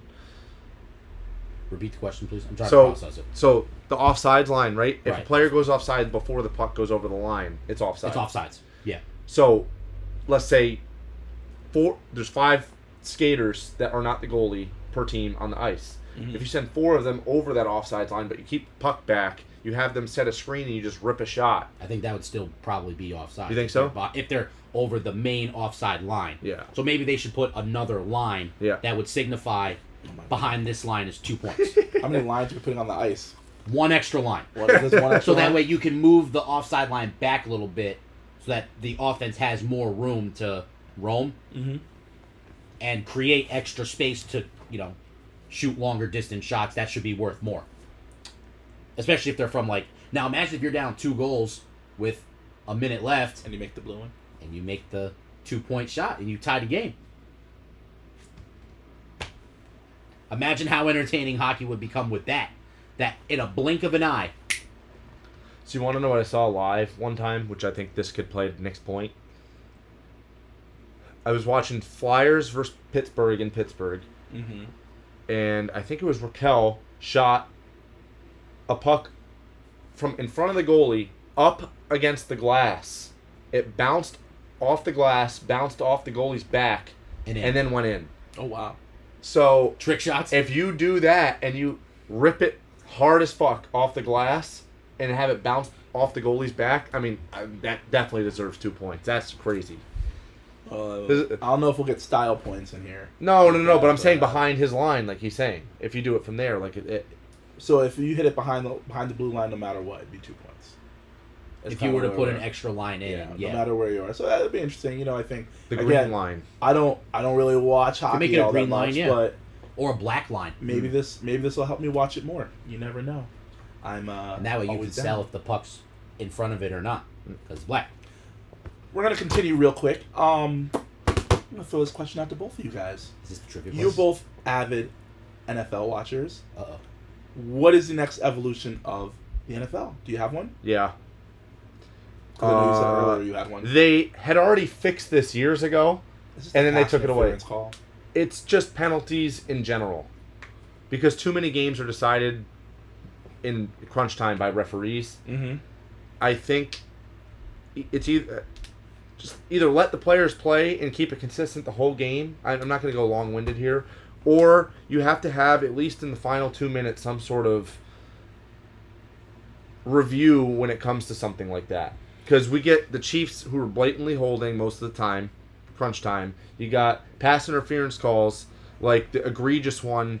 What was it, Rams, Vikings, or something? Yeah, Vikings. Yeah, the Vikings. I think it was Rams Vikings. Yeah. That was when the Vikings receiver went up Yeah. and they didn't call And it. just got absolutely destroyed And then for by the the next Rams month corner. and a half, that's all we saw. Yeah. Is that play. So stuff like I that. think the referee actually got reprimanded really bad for that. He should have been fired because I- you have one referee per receiver, and you didn't see that. I think officiating, at least officiating, maybe not review, but officiating in the NFL is what's going to change it. I don't think the helmet direction is going to be the next evolution. I don't know if you could do anything to enhance the kicking game. Well, I hate the kickoff. Yeah, the kickoff thing is kind of ruining it a little bit. I don't like it. Do you like it? Finish your point. And I just think that officiating would make NFL a little bit more pleasurable to watch. Because I get super frustrated no matter what team, because we're avid gamblers. Avid. Within our Reason. means, of Yeah. course. Yes, Matt just bought a house. Yeah. And not from gambling. And I will be putting it up as collateral. But- I'm kidding. Monica does not know this. Yeah, you guys thought it was 2 beers week 1. Right. No. Actually, just to reiterate, guys, we are fans. So a lot of the things that people say or that we'll say isn't stuff just that we're thinking, but it's stuff Yeah. that fans think in general too. So I know we come from different places, and some of the stuff's a little, we'll say, right wing, left wing, but we are fans. Yeah. And we have our opinions. And go back and watch all 23 of our episodes on this, guys. A lot of the stuff that we've said happened later on that week. So are these evolutions going to happen? Who knows? But it could be a talking point. Nick, Wait. I have one more point. that was an awesome segue. It was. Just ruined. But this was something that I've actually been thinking of for quite some time. And you couldn't wait till Nick talked, so now you're up. What's up? It's still football. It's no less huddles. Every first down you get a huddle. All right, so I feel that that's more of a conversation for our flag football team. But if you want to bring that to the NFL, explain. Because people are going to be, and this is just to the point that I just made about the penalties. If you're going to complain that the penalty review is taking too much of the game, making the game go too long, huddles happen in between every play, unless you're running no huddle in between, like at the last few minutes of the game. Yeah, but the clock's running for the most part. Yeah, you still get 40 seconds to call play. So you Not if it's an incomplete pass, it's not running. I mean, that would be a conversation for the incomplete pass, and I think you're right. Maybe you only get 25 for 30 seconds. So maybe running clock up until or running clock on 5 everything. minutes. Yeah. Yeah. Okay. I think that would be an interesting evolution to it. Can you redo a segue? No. Nick. Palm and Nick, you're up. Different kind of face palm. I know Cam just mentioned that he does not like the kickoff. No, I don't. And I have a couple ideas to maybe make it somewhat salvageable. Okay, let me hear it. So back in the day, when we were youngins, kickers used to kick from the 30-yard line. They moved it up to the 35-yard line to be more in line with college kickers. However, these kickers now are booting them into the crowd from the 35-yard line. Mm-hmm. So, here is what I propose. We're going to move the kickoff spot back to the 25-yard line. Mm-hmm. Now, I know some people don't like the current formation thing where they're 5 yards apart. I personally don't mind it that much because at least we have returns. Mm-hmm. And you can still set up walls in place. But instead of 5 yards apart, I'm going to put them 10 yards apart. Hold on, what are we talking about here? Kickoffs. Yeah, in the NFL, Yes. they're more than 5 yards apart. The Aren't they? line people, they're only Yeah. 5 yards apart. I thought they were like 30. 5. Shit. Now, they're 30 yards from the kickoff spot. Like, they just move them up the field. Oh, Yeah, you're right. My fault, It's my 5 fault, my yards fault. apart. How My wide fault. do you think this field is? No. I forgot that they No. moved. So- it's just the kicker back there by himself. I I would forgot move that part. the kickoff spot from the 35 to the 25. Yep. And then, move you could put your wall wherever you want to put your wall, like the line of people. But instead of them being 5 yards apart, Yeah. I'm going to put them 10 yards apart. Okay. I like it. So you still can't move till he catches it or it lands in the zone, whatever. So you still have the same technical rules. I think you have more returns. It's still controlled because they're starting from a set spot. They can't go till he catches the ball. Same thing. We've actually seen less injuries now on kickoff returns because of this new rule. So it's still safe. Safe-ish. Can we also look up the stat of how many returns there were this past year Yeah, compared to? we've Great. seen less returns It's, too. yes. Because of where they're kicking the ball. Yeah, true. You move them back 10 yards, you can technically field more kicks. Yeah. And then here's my other one. Uh-huh. Because I actually like what the previous XFL and UFL instituted, where if a team is down, because now, in today's NFL, you have to declare that you're doing an onside kick. Mm-hmm. Mm-hmm. Instead of that, you have the option to either do an onside kick, or you get to convert a 4th and 10 from your own 40-yard line. You get one play, you got to get 10 yards. First down line will be midfield. And that's only if you're down. If you're tied, you have to do a regular kickoff. And if you get it, you get the ball back at midfield. Unless you score on the play. Is this a timeless thing? It is an untimed down. Well, you get 40 seconds to call the play, or 25, whatever, because it's change of possession, whatever. So you have to get it off before the play clock. And if not, it's a 5-yard penalty. That will make it 15 yards to go. Okay. And if you convert it, you get the ball back. If you don't, the other team gets the ball where you get stopped. It's a nice evolution of it. I think that's an interesting one. I think one of the things you need to see play out a few times. Yeah, Because I didn't think of that. Not only are they because it feels like they're trying to take away the kickoff return, Yeah. but it almost feels like onside kicks are nearly impossible. They're converted at such a low percentage that why not give a team an option to complete a play with a higher probability? And it's more exciting because you get to see the offense on the field try to convert more yards and big plays, and because you have to get at least 10 yards. That's a moderate to intermediate throw down the field anyway. That's not bad. I could see So- that. That'd be my take. So, what do you think? And one of my things is that when we look at sports, we try and keep things in the confines of the way the sport has always been presented. Athletes are bigger, better, faster. Rephrase, not better. Bigger, faster, stronger, more athletic now, in almost all sports across the board, than they may have been years ago. Mm-hmm. Let's use football as an example, and obviously, in turn, basketball and ice hockey and even baseball to an example. Baseball, I would say, pushing the walls back. We're already pretty far, but pushing them back further. But in hockey, basketball, and football, how do we feel about extending the court size or extending the field? Maybe in football, 20 yards. Nick. Well, I think in football, I think the field length is fine. I think the parameters are fine. Basketball, I would actually like to see them widen the court slightly. Mm-hmm. Maybe not lengthen it, but widen it, because if you watch like corner threes, there is like no room. You're like walking the plank. There's frequent like out of bounds calls on those. You're walking the plank like the Goonies out there. And it's also supposed to be the easiest three, right? Because it's the shortest distance. So if you widen the court, you now have a little bit more room to try to do something in the corner where either it's a pass out, shot, step out of bounds, or the defender just sucks, right? Yeah. But at least you give a defender room to do a move or something. And if Matt's idea of a 4-point line were to come into play, the easiest way to institute that line would be to widen the court. Yeah. Yeah, because right now it would be less of an arc. Technically, it would be more of a straight line. Yeah, right. In there. So then you could actually make it an arc. So, also question, being that there is the easiest shot in the corner, quotation marks were from a distance percentage-wise, yes.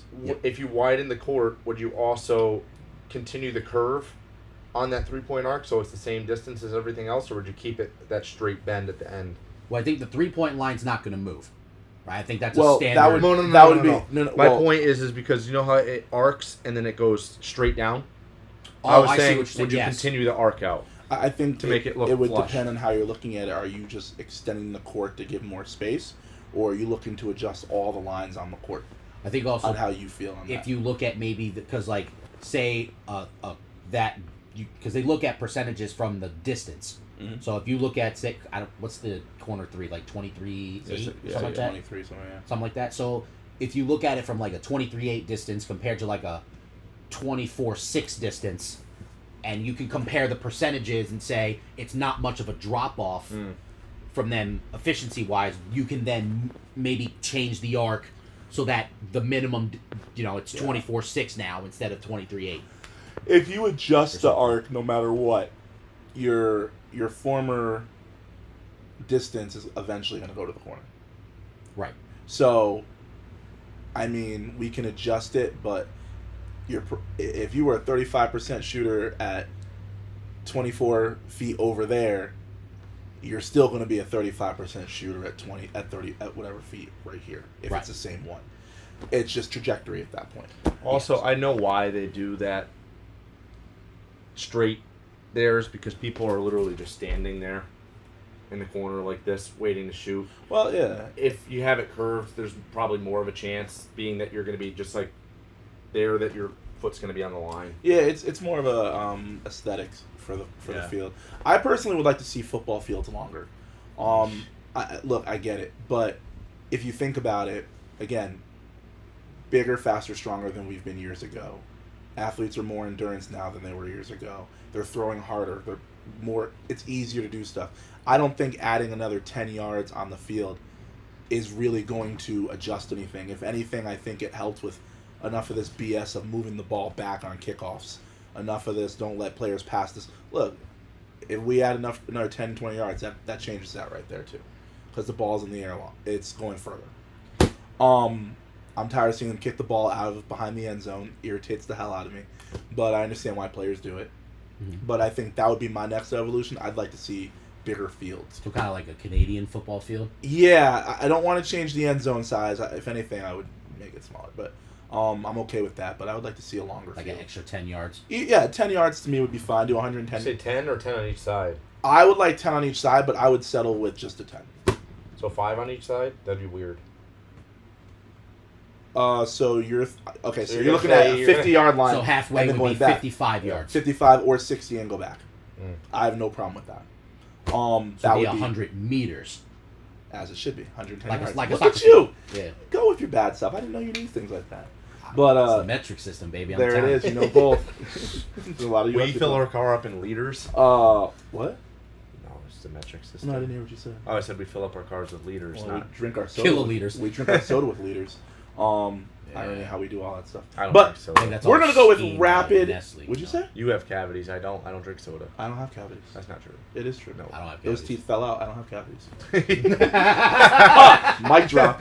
All right, we're gonna go our rapid fire questions right here, people. Stop looking in my mouth. I see you trying to see what's in there. Whoa, pause. Oh. Pause. Whoa. I said looking. I was trying We to have see a which comment one. that we need to discuss offline quick No, after we this, do too. not. Oh, sure. Rapid fire questions. This is for both of you guys. Let me know what you're thinking. Number one. Number one. Would you rather make a lot of money on a losing team or make the bare minimum but win a championship on a winning team? Depends on the size of my role. You tell me. Just make it quick. So it depends on the sport. Give me a sport and give me a thing. Like, Because you the tell NFL, me. I'll take the Take the latter. money because they don't make it. Am I only going in if they're up 20? No, you have a predominant role on the team. I'll take the minimum Yeah, and win me a too. championship. If I have a predominant role, I do. You have a good role. You have a good sized role on the team. Yep. I'll take the minimum. All right, we're gonna do a little basketball here. Which dynasty do you prefer, the Bulls dynasty or the Spurs dynasty? Bulls. Which one was the Spurs one? Tim Duncan's. The early 2000s? His whole career, Or basically. whole career? Yeah. The whole career. Yeah, say his whole career. It's rad. I'm going to take the Bulls. Why? To me, they just had more of that pizzazz, the excitement factor. It was the most iconic era. It's the most iconic era. The GOAT, the shoes. Yeah. I don't know. Yeah, There all was things just- involved. There was just something about Michael having the ball, game on the line, in the finals, because you knew it was going to happen, yet you still watched. Yep. Mm-hmm. And I respect the Spurs. I love Greg Popovich. Manu, Well, don't even. That's one of my guy, favorite man. players of My all guy. time. Greatest lefty. Arguably, maybe the greatest sixth man of all time. There, Yeah. I said it. Arguably. I don't know. Something was missing in terms of love the steak, but I would rather have steak and sizzle. Okay. Most complete international career Ever. Manu Ginobili. Yes. Who still doesn't get enough credit. Not at all. You said Bulls. I said Bulls. Okay. He answered it. Next question. West Coast sports or East Coast sports? Hmm. Which one? If you were playing in one, would you rather play with the East Coast teams or the West Coast teams? Pick a sport and tell me. Pick a sport. Or just tell me in general what sports or what and why. I'd say East because there's more here. What sport? Football, if you look at the map, Okay. they're all pretty much on the East Coast. There's only a few out west. It's like Arizona, the Chargers, L.A., Seattle, San Francisco, So you're saying NFL. maybe Dallas you can consider, and maybe Houston. Well, for the weather, I'm going to pick the West Coast. But at the same token, though, because, I also played rugby. So, and wrestled. So I played a fall sport, a winter sport. Didn't really do many spring sports. To experience all the different seasons and all the different elements, I would want to be on the East Coast. Plus, I'm in East Coast, East Side. No, So, but real quick, you said multiple sports. You said football. Would your opinion change if we did a different sport? No, because there's two facets here. Because NBA it's different because you don't get the weather, like Nick was just alluding to. But Well, it's more controlled. there's environment. more competition in the West if it comes to basketball. So I would want to be where the competition is, and that would be the West. Let me ask this question, and I want to get on this one too. All sports across all avenues, would you rather be on the east or west? East, because And we're gonna say this: east or west. Maybe not coast. We'll go right down the Mississippi. Left side of the Mississippi, right side of the Mississippi. Where are you? East. All sports included. You're on All east. sports. I'm also gonna pick the East. Ironic, Texas is left. So if that influences anybody's, because it's all sports: college, NFL, NBA, MLB, sports we don't talk about. I'm gonna pick the East as well because if I want warm weather, I could always go to Florida. Yep. Touche. Good to know. Last question. You guys ready? Yep. Ready? Who is your personal particular? If you were to get an NIL deal, who do you want it from? Oh God. One NIL deal. They're walking in your house tomorrow. Who is it? Fuck. Speaking of NIL, Trump was trying to limit Yeah, the that would- fucking shit yeah, too. We yeah. didn't get to That ain't that. happening. He ain't doing it. It ain't gonna work. Matt, go first. LSU. No, NIL. Yeah. What deal do you want? Oh, I thought you meant like what school did you No, want? From? look, you can go to high school. What do you mean? NIL What deal? Like, do you want me to? Who do you write want the your contract? sponsorship? Yeah, no. Who do you want? What perks? Who's paying you? What perk you want? Ooh. Who paying you? Who's paying you? You get one. Toyota. So you get an NIL deal, and you pick a foreign car company. Yep. Okay. I wouldn't have got that. I want those free Tundras.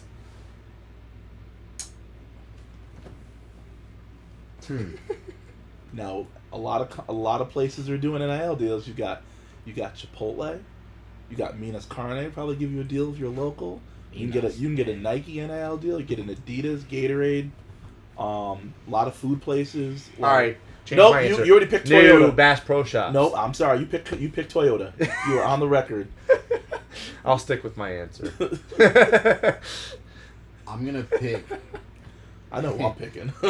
and this McDonald's. Yup, I'm picking McDonald's I'm, or Coke. McDonald's or So, or this Pepsi. is gonna be like a not deal with devil type deal, Mm-hmm. but Ciroc. no, not Ciroc. I mean, Ciroc is great. I And don't that- know. hey, I don't know if they can sign an 18-year-old. Hey, Not looking very good. it might be back on the menu soon. Whoa, whoa, whoa, I whoa. don't know if they can have 18-year-olds representing Ciroc.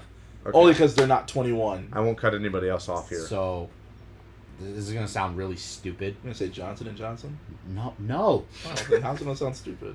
I'm gonna pick Berkshire Hathaway, Ooh, that's a good one. and the reason I'm gonna pick them is because I'm thinking after sports, while I'm still playing, and I'm gonna set up my nest egg for life with the money they're gonna pay me. So I lose mine. He's pre-thinking the CTE. I'm going with McDonald's, and I'm gonna tell you why. Because if they do pay me, The Cam Griffin meal. well, yeah, that. What would be But- the Cam Griffin meal? He's bringing back the McRibs. I've never had a McRib, I haven't. but McDonald's in almost every country in the world. Facts. To me, like the money I could get off the NIL deal, especially if I blow up, I'll then come see you at Berkshire Hathaway. oh, you're But gonna blow up that all would right be eating it. McDonald's. Well, hey, look. My alternate would have been Coca-Cola. Yeah, I think something That's Or good. actually, Gatorade. something iconic is what I would do. If anyone's walking through my door, I'm signing on the line.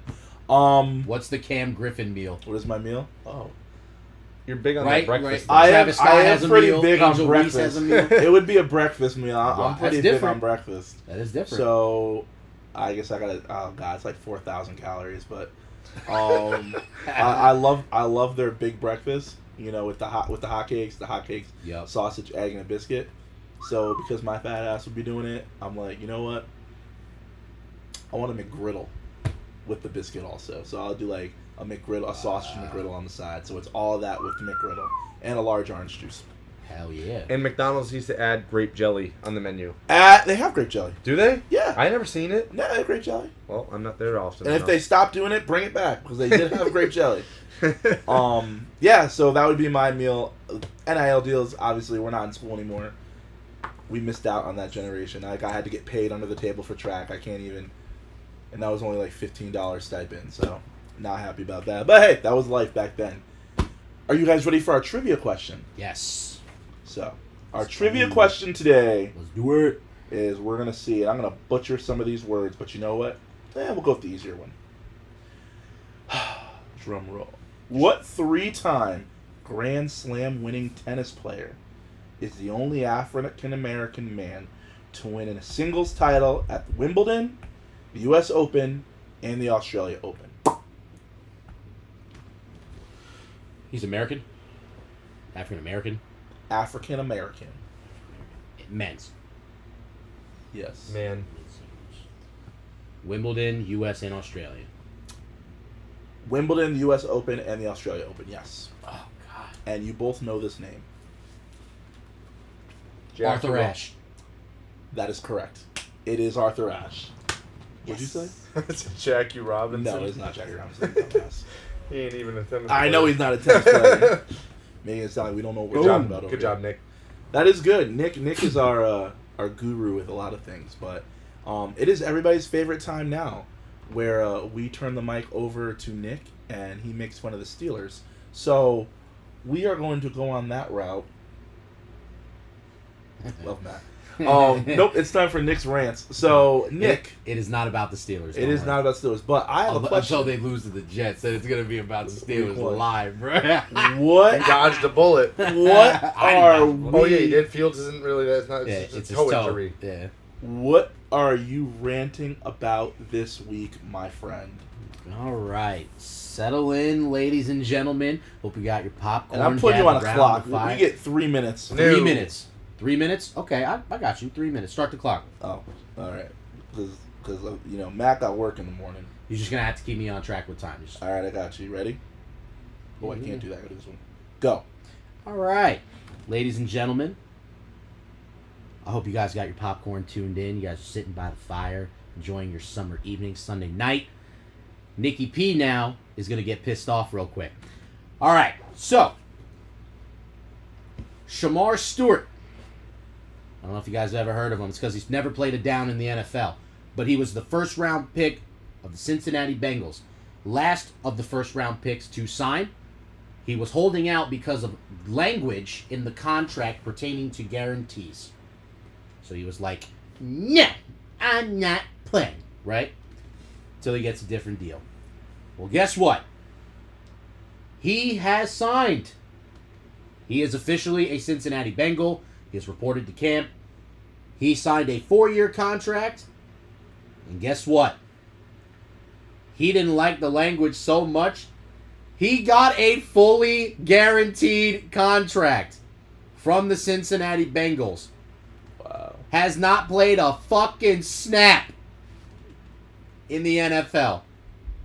And got a contract before Trey Hendrickson, who's been on the team longer than Joe Burrow, T. Higgins, and Jamar Chase. You know how much money they have shelled out for those 4 players?